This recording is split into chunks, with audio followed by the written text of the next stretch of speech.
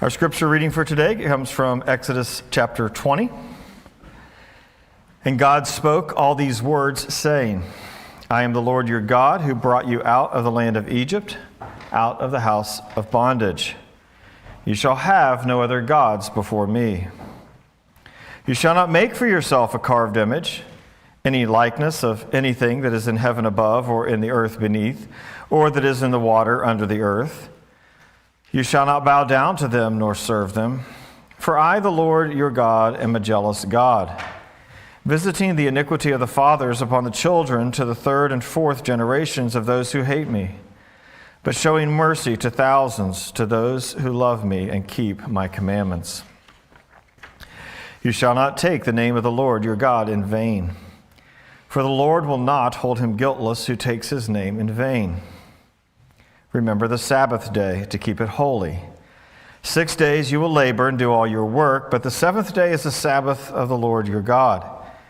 In it you shall do no work, you, nor your son, nor your daughter, nor your male servant, nor your female servant, nor your cattle, nor your stranger who is within your gates.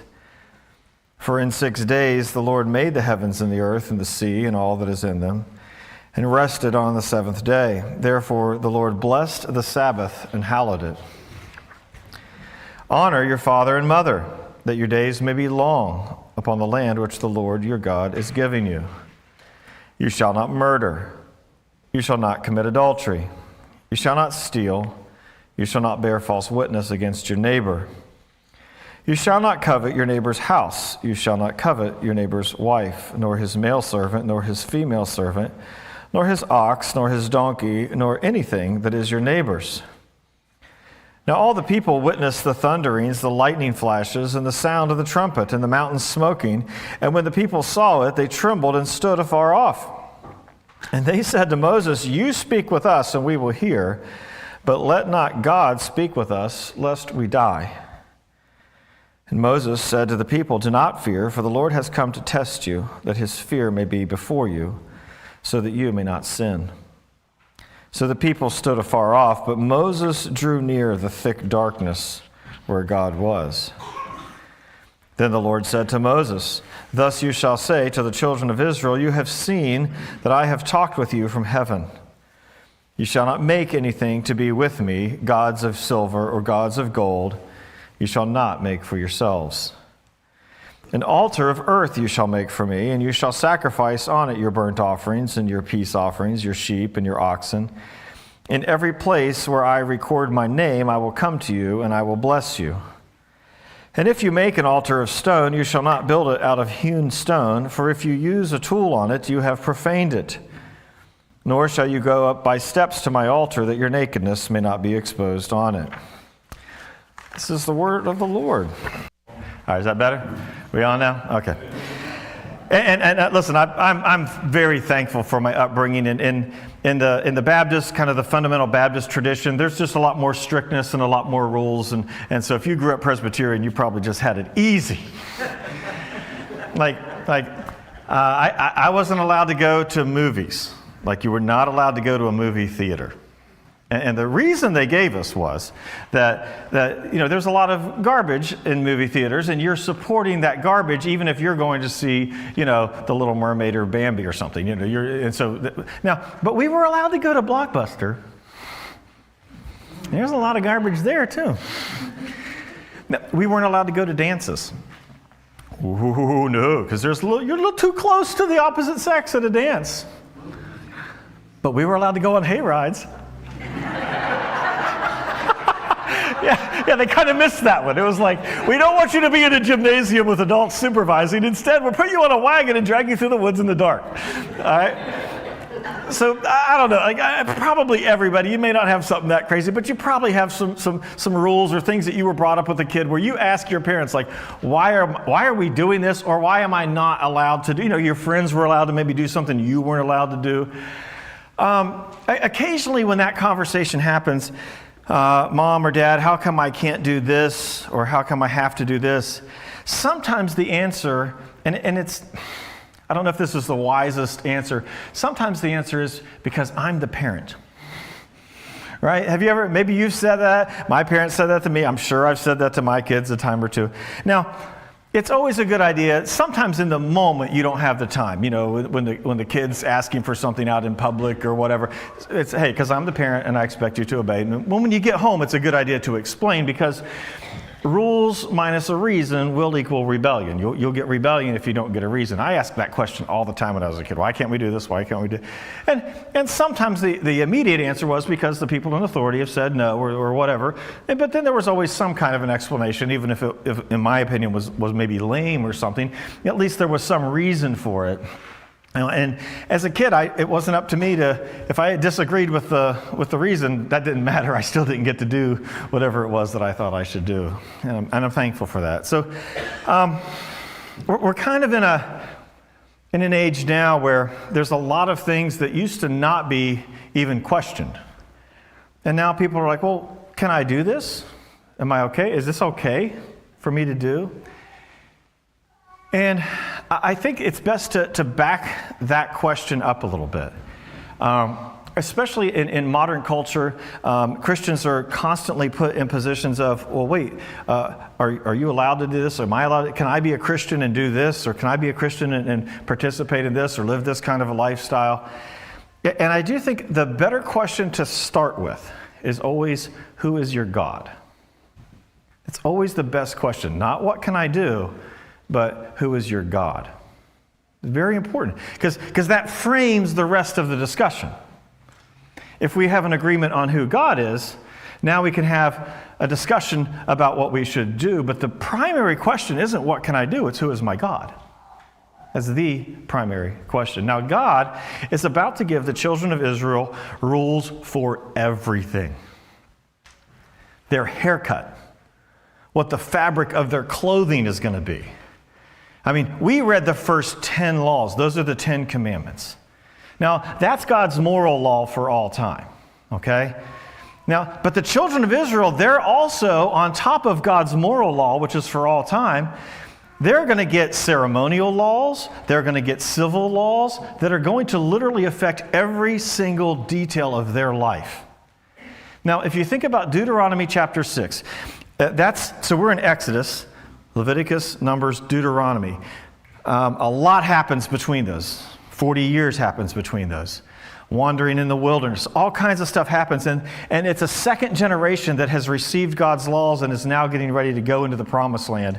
And so in Deuteronomy 6, it says, "Hear, O Israel, the Lord your God, the Lord is one. You will love the Lord your God with all your heart." And it gets into, you will teach God's laws to your children. They'll always be on your lips, and you're going to teach these laws to your children. How? Not by sending them to school, which is really interesting. It says, when you rise up, when you sit down, when you walk in the way. In other words, as you're doing the stuff of life, you're finding ways to teach your children what God's laws are. When you get towards the end of chapter 6 in Deuteronomy, it says, "It will happen that in time to come, your son will ask you, what meaneth King James, I'm sorry, I memorized the King James. What meaneth these statutes and laws?" What is the son saying? Why am I doing this and why am I not doing that? And when your son or your daughter asks you that question in time to come, that's when you will say to them, "The Lord brought us out of Egypt with a mighty hand." And so you redirect that question of what can I do back to who is my God and what has my God done for me. So God does not start Exodus 20 with "thou shalt not." He starts with "who I am." So, God spoke these words saying, "I am the Lord your God, who brought you out of the land of Egypt, out of the house of bondage." It makes logical sense then for verse 3 to be there, the first command.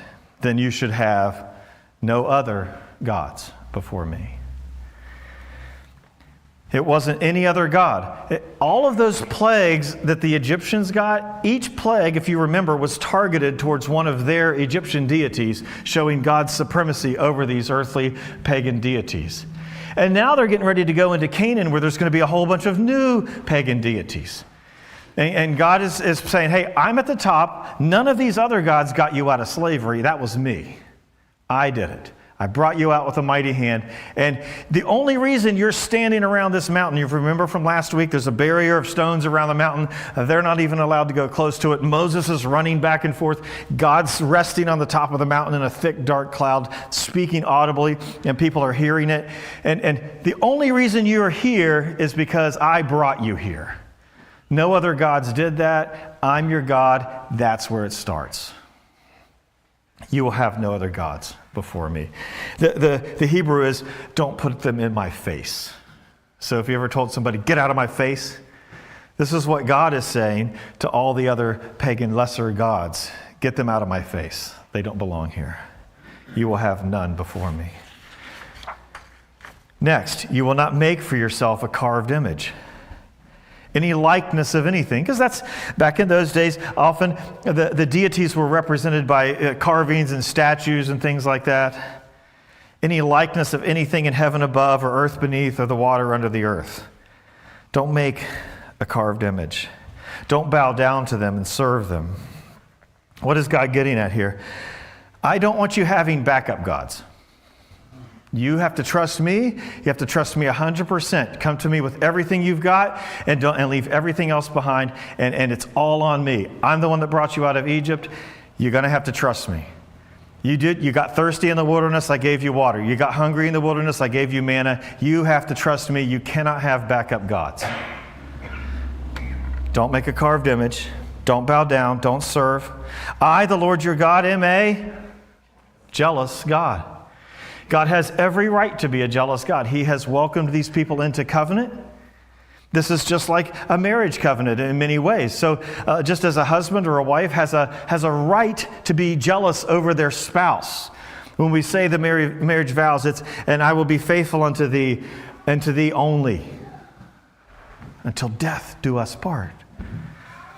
Why? Because there's an appropriate jealousy in a covenant relationship. You're committed to me, I'm committed to you. And God's saying, I've committed everything to you. I'm asking you to commit to me, and I am a jealous God. You need to know that on the way in. This next verse might sound troubling. It does, I think. Visiting the iniquity of the fathers upon the children to the third and fourth generations. Think about this, though. Each patriarchal person in each family was sort of like the family priest, the family representative before God. And if that person got into idolatry and dragged the rest of their family, 4 generations would live together at this time. Your great-grandfather would be there, and his sin would affect those who were living with him because he was the one leading them astray. But look at God's mercy. Yeah, the negative thing affects 4 generations, but the positive is 1,000. God's like, when you sow righteousness, you reap it for generations to come. Showing mercy to thousands, to those who love me and keep my commandments. You shall not take the name of the Lord your God in vain. God's name matters. If you noticed at the end of the passages we were reading through it in our Bible reading time, God's name, wherever his name goes, wherever his name is established, there's blessing there. And God says, that's what I want. My name goes out and blessing goes with it. Don't take my name lightly. Don't take it frivolously. Don't use it in a vain way. Now, these first 3 commands are really heavenward focused.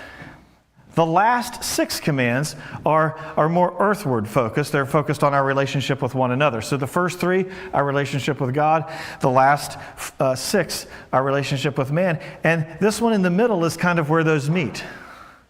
Heaven and earth meet at Sabbath. Remember the Sabbath day. Keep it holy.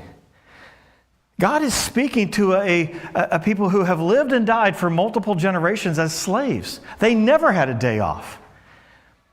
So in his first set of rules, he says, take a day off.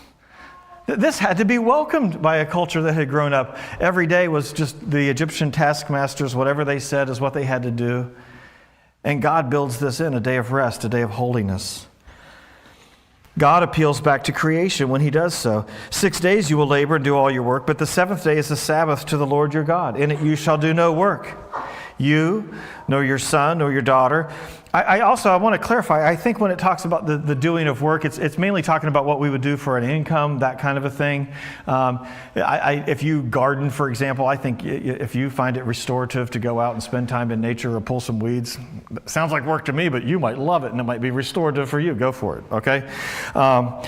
But the idea is what you would do for your income, in other words. So you have to take care of your animals on the Sabbath, things like that. The Lord understands. But the idea here is don't find loopholes saying, well, I won't work, but I'll make my son. Or I won't work, but I'll make my daughter. Now, kids, you're still allowed to wash dishes for your parents on Sunday.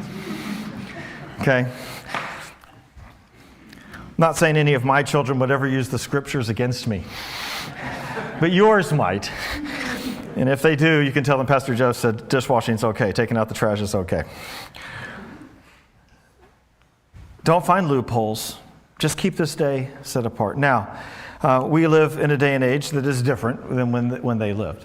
Okay, many of us do not have any say whatsoever over if we're going to work on Sunday or whatever. And Sunday became sort of the Christian Sabbath right out of the gate. I mean, you see it in the book of Acts, they were meeting on the first day.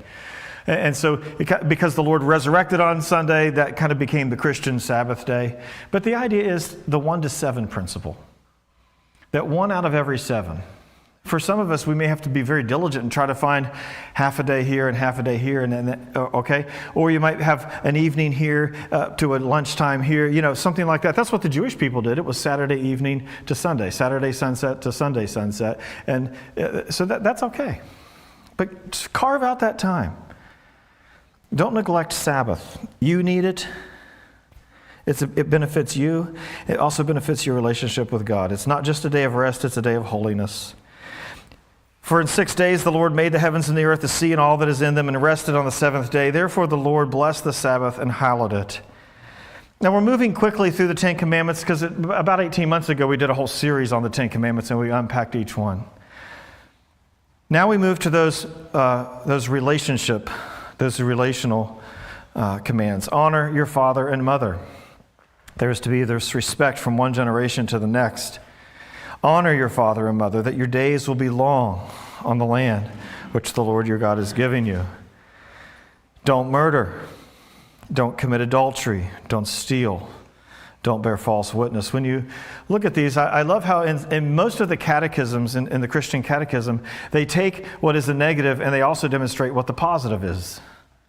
So to not murder is to love life and to be all about the flourishing of life. To not commit adultery is to seek for faithfulness and the flourishing of marriage. To not steal is to be generous instead of one who takes, one who gives. To not bear false witnesses, to love truthfulness. You shall not covet your neighbor's house. You shall not covet your neighbor's wife. Where he lives, who he lives with, what his financial status is, servants, his ox, we'll call that his pickup truck, his donkey, okay, his tractor, or anything that is your neighbor's. The circumstances that God has blessed you with, you are to be grateful for those circumstances. Now that is not to say that you shouldn't seek to improve whatever stewardship God has given you. Just as Adam and Eve were placed in the garden and given the charge of making the improvement upon that and bearing God's image through that stewardship. So, you can paint your house. You don't have to be like, I just have to be content with the paint falling off. No. Be a good steward, okay, of what God has given and improve what God has given. But the idea here is that we do this with an attitude of contentment, seeing what we have as not really ours, it's God's. And I'm just a steward of what God has given me in this life. So Paul put it this way, I know what it's like to have a lot, I know what it's like to have a little, and I've learned either way to be content. And godliness with contentment is great gain. There's great profitability when we just find a place of contentment. Covetousness, probably of all of the commands, is probably the one that we struggle with the most in Western culture. All of our advertising, everything is built around really covetousness and fostering covetousness rather than fostering contentment. I've yet to see a car commercial that says, this car's awesome, oh, it's amazing, but you're probably okay with the car you got. No, you're like, oh, I got to get that car. Everything's built around covetousness. And as God's people, we are to demonstrate contentment in a covetous world.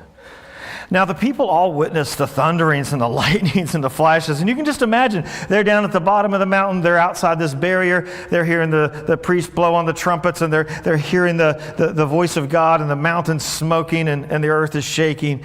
And they trembled, and they stood afar off. They backed up a little bit from the border. Like, I don't want to be too close to this. And they said to Moses, you speak with us, and we will hear, but let not God speak to us lest we die. I think that perhaps they're concerned about the accountability of actually hearing God's command and then not obeying it. Like, to hear it from the mouth of God and then not obey it is a scary thing. Moses, you talk to God and then you talk to us, but if we hear it, we'll just die. There's no way we can do it. And Moses said to the people, do not fear. And this is interesting. Do not fear. Why? So that his fear may be upon you. Don't be afraid to listen to God's voice. Because when you hear God's voice, then an appropriate fear and respect comes upon you and you won't sin. Do not fear. God has come to test you that his fear may be before you so that you may not sin. When you're tempted later on in life, you will remember the word of the Lord and the mountain shaking, and hopefully you won't sin. So the people stood afar off, but Moses drew near the thick darkness where God was. Then the Lord said to Moses, thus shall you say to the children of Israel, you have seen that I have talked with you from heaven. You shall not make anything to be with me or compare to me or compete with me, is the idea. Gods of silver or gods of gold, you shall not make for yourselves. Later on, the prophets would pick up on this and they would say, these carved statues that you have, they have ears, but they cannot. They have eyes and they cannot see. They have mouths and they cannot speak, because they're drawing on this imagery that you've heard the voice of God from heaven. You've seen the evidence. Don't make other gods. My favorite prophetic story that goes along with this is Elijah when he goes on the mountain and he's competing with the prophets of Baal. And that's Baal's home turf. He's the god of thunder and lightning. He's up in the mountains. He's close. And Elijah sets up the stage like, okay, whichever god sends a lightning bolt to take the sacrifice, that'll be the God we all serve. And everybody's like, that's great. Baal's prophets pray all day, abuse themselves, cut themselves, everything, can't get fire to come. Elijah prays a prayer about this big. It burns up the sacrifice, it burns up the rocks, and it leaves a big hole in the ground and burns the water. And you know what? They still didn't turn and follow God. And it drove Elijah into a great depression. And he runs at that point and goes all the way down to the mountain of God where Moses had been, because he just can't believe that these people won't turn when they've seen it. Don't make anything. Don't make any gods. Don't have a backup God, a backup plan. Come to me with everything you've got. Now God begins to talk a little bit about their worship. And if you've read through Leviticus, you know that's a lot more about their worship and the sacrificial system. But this is beginning to lay some foundations.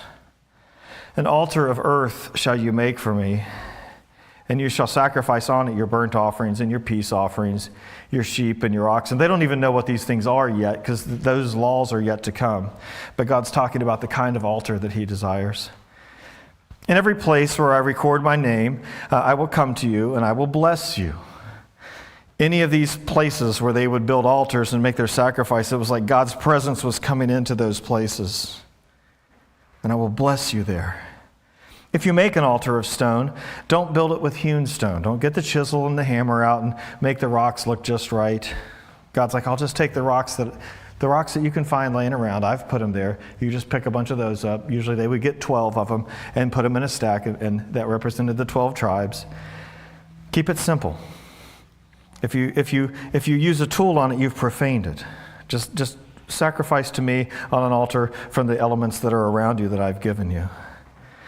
Also, don't build these big, tall altars up to where people have to walk up steps. And if the Egyptians did this, and there was a lot of lewdness and nakedness, and it was a distraction to the worship. And God's like, I don't want that among my people. Just keep your altar on the ground. Keep it out of humble things. That's good enough. So what is the takeaway this morning? The first is this. The question isn't what can I do or not do. The question is, who is your God? If your God is the God of the Bible, then that sort of defines what you can and can't do. But often I feel like in our discussions, they're fruitless discussions, or they're discussions that end up being very hostile. And the real question was, who is your God? Because if your God's not the God of the Bible, then why would I expect you to live according to that God's laws and that God's rules? So the question isn't what can I do, it's who is your God? And even not when we're just discussing with others, but even in our own minds when we're in prayer. All right, God, I'm not sure about if this is something I'm supposed to do or not do, or something I'm supposed to participate in or not participate in. Lord, you're my God. You brought me out of sin and bondage, and I don't want to do anything that's going to take me back into that. So give me wisdom and give me clarity as far as my relationship with you. You're my God. I want to do what pleases you. And I believe God answers that prayer, and he helps us make those right decisions. Secondly, God desires and deserves respect without any rivalry. Our Heavenly Father should never feel like he's competing with something else, with a backup God or a backup plan, or just in case I don't get what I want, I've got this other avenue to go get it. No. God desires, rightfully, and deserves complete respect without any rivalry. He is a jealous God for all the right reasons. Thirdly, true worship needs no embellishment. We don't have to carve the stones a little prettier. We just take what God has already given us in our surroundings, and we let that become a place of worship. Wherever we are becomes a place of worship. And when God's name is proclaimed there, guess what? The blessing of God goes there. You and I are his representatives, his ambassadors. When you go into the workplace, when I go into the place of a hobby or the soccer league with the kids, or wherever we go, God's Spirit goes with us. Jesus said to his disciples, I will never leave you nor forsake you. And that was right after he said, as you're going, go make disciples. My presence is going with you. The blessing of God goes with you into all of those places. True worship does not need embellishment. It's a matter of the heart. Lastly, and this just pertains to that last verse in contrast to some of the Egyptian priests and the altars that they had seen, modesty in worship keeps our focus where it belongs, which is on God. And so as Christians, we do seek to live lives of modesty. And part of that is so that we don't become a distraction, and so that God can get the glory that God deserves. Well, back in the 300s, they were having a big discussion in the early church. And you know what it was? Are we allowed to dance or not? Can you believe they were having a discussion all the way back then? A big fight even broke out over this. Well, you had the we want to dance people, and you had the people like me with no rhythm whatsoever who didn't want to dance. And so they were having a big fuss and a big fight in the church over can we dance or can we not dance? And some elders thought you could, and some bishops thought you could, and they really were having a big discussion over this. And so they brought this to Augustine as a great question for him to solve. Can we dance or can we not dance? Now you can substitute whatever you want to substitute in there, okay? But that was an issue in their day. Here's what Augustine said. Love God and do as you please. Now, if you only read the first part of that, look at the context. Love God and do as you please. For the soul trained in love for God will do nothing to offend the one who is beloved. The question isn't what can you do, it's who is your God. Lord, I pray that we will love you with all of our heart, mind, soul, and strength, and that we will love our neighbor as ourselves. And Lord, out of our love for you as our God, help us to make wise decisions about what we should and shouldn't do. And I do pray that we would live lives of holiness that reflect your goodness and your righteousness and your love in this world.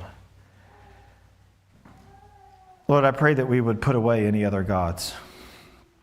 I pray that you would help us live according to your moral law. Not so that we can be better than everyone else, but so that we can bear your image well in this world. And Lord, these are laws that liberate us and give us freedom in Christ.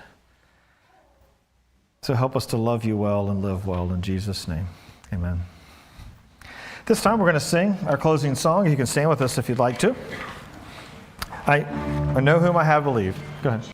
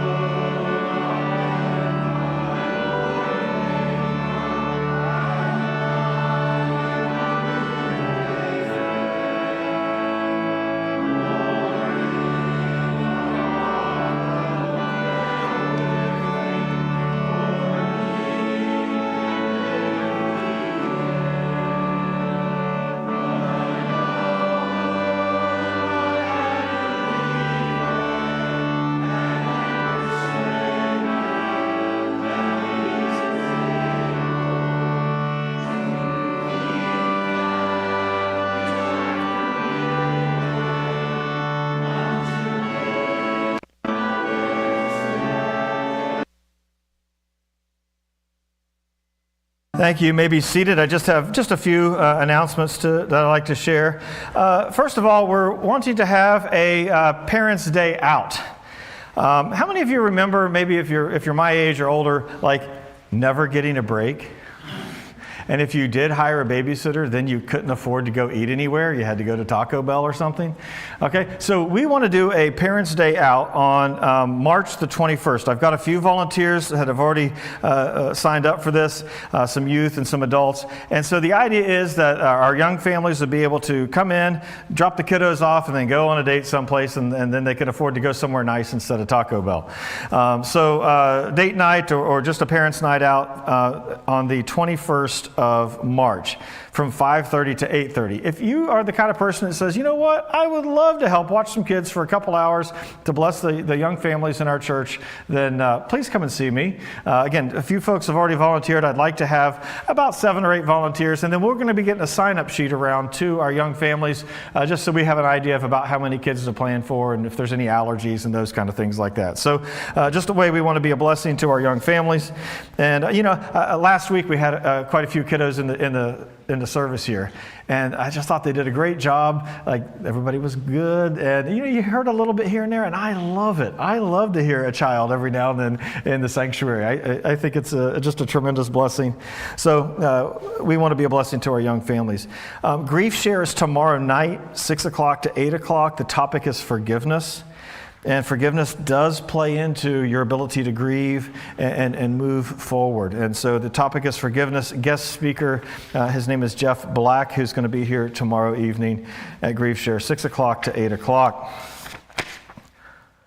Easter Sunday, just so you can start planning, Easter Sunday morning, we've got a sunrise service here at 7 o'clock.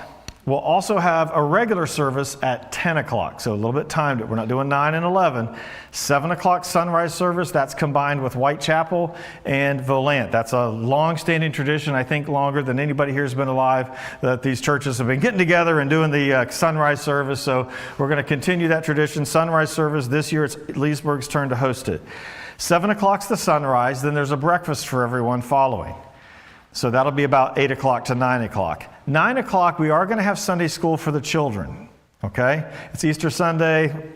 Teachers have a lesson about the resurrection. We want those kids to get that lesson.